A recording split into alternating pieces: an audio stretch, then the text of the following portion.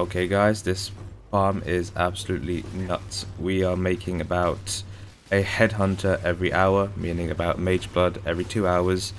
This is making roughly 43 divines an hour in profit. So it is absolutely crazy the amount of currency, especially if you want to get really expensive crafts this league. And yeah, we are going to be farming Chayula with a bit of Delirium. So to start off, I'm going to say that the strategy is going to be using Wandering Path. Wandering Path is just absolutely cracked, and we will be pairing that with 7th Gate as well. We're going to be using T14 maps as well for the Searing and Eater World Exarch, whichever is more expensive, and then we will try to run the maps as quick as we can.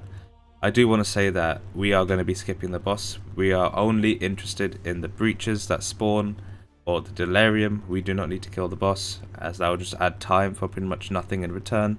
For our investments, we're firstly going to be investing into our map device craft, which is breaches.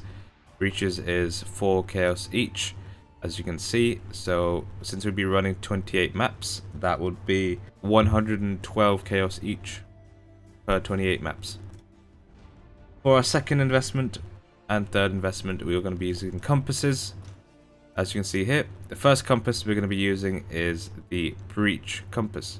The breach compasses aren't that expensive, it's about 5 chaos each, so you're going to be buying around 140 chaos per 28 maps. And then the most important thing for our farm is our charge compass of the Chayula.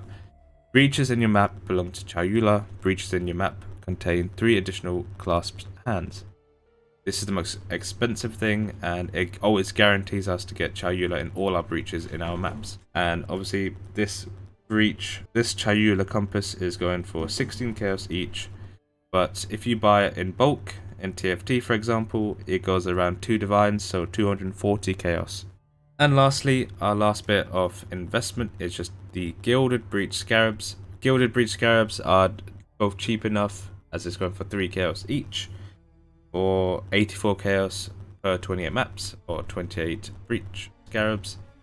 I haven't tried winged, but gilded breaches is enough for our profit. Now for our atlas tree will be looking the same pretty much as my last video. Delirium, obviously if you guys want more chill, if you don't have enough money for the investments, I highly recommend you check out the Delirium video. Anyway, for our atlas tree, we're going to be getting the Wandering Path node first. This is the most important part. Obviously, it's going to double everything on our nodes. We then want to take all the gates. So we want to grab Mortal Gateway, Cryptic Gateway, Eldritch Gateway, and then 7th Gate for the Breach Craft. And then we want to take all the Delirium nodes. Obviously, we're going to be taking these now. 8% chance to contain a Mirror of Delirium. I'm going to take these. Delirium boss chance with additional Delirium reward chances, and then Delirious map chance here. We want to grab these for the Delirium orbs, and then we want to grab the splinters and the reward progress. And then the last thing on our atlas tree we want to grab is the breach nodes. So starting at the bottom, we want to grab these for more monster packs or magic monster packs, as well as containing breaches for the additional chance to get another breach. We then want to grab these, quantity of breach splinters dropped by breach monsters. Then we want to path up here, grab these, more quantity, and breaches in your map contain more hands. And then want to get contains a boss, as you can see, boss chance, and then more of these. And lastly, we want to grab the top ones, which means more monster density and increased quantity of breaches splinters in your maps. I do want to also say we want to favorite Strand. This strategy does work in dunes or other map layouts, but Strand is just a lot easier for me, as well as running Delirium with it. Now I want to show you guys a run. Obviously you're going to put your sextants on. Got Chayula Breach, and I'm going to throw in my Gilded Scarab. I forgot to grab a map. And then throw in the map as well. We want to go down here, grab Breach. Obviously take whichever influence is more expensive to sell. But I'm focusing on challenges right now, so I'm going to do the Eater. I mean the Stirring Exarch. And then we just simply press run.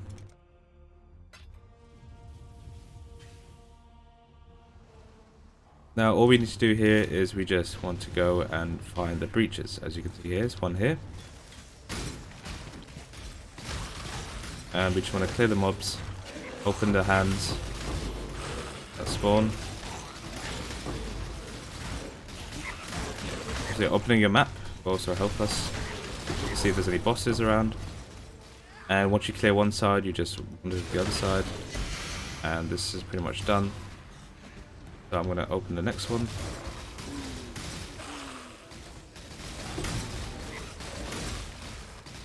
So yeah, these hands do take a bit of effort trying to touch or try to open. But you'll always see a Chayula hand. It will always appear, so if you don't see it, you must go hunting for it. And you can see here we've got in 2 hands, how many splinters do we get?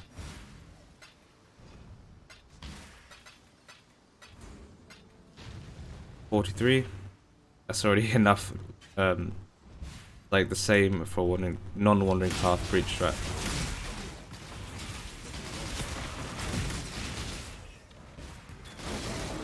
Obviously with the non-wandering path strat, there's a node which has a small chance to get you a breach stone from a boss, but that chance is very small and not really worth it at all compared to this.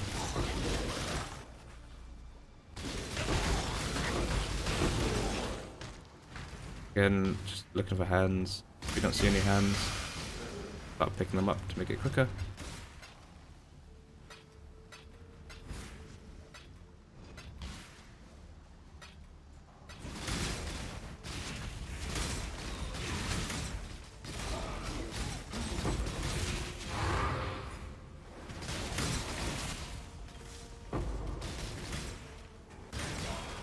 I forgot a map. I'm just skipping every other league mechanic apart from breaches and Delirium, but we didn't get Delirium this time.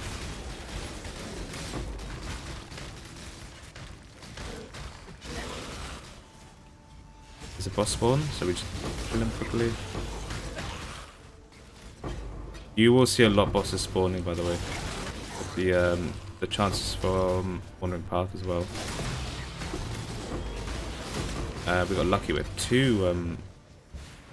There was 2 regular hands.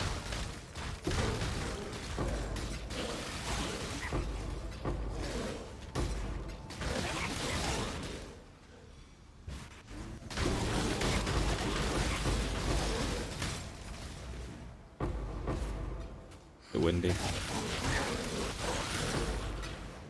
think that should be it. Yep. Now we just finish up, but there could be 5, you know that, but mostly there's 4. I just run to the boss door. If I don't see one by the boss door, I just leave.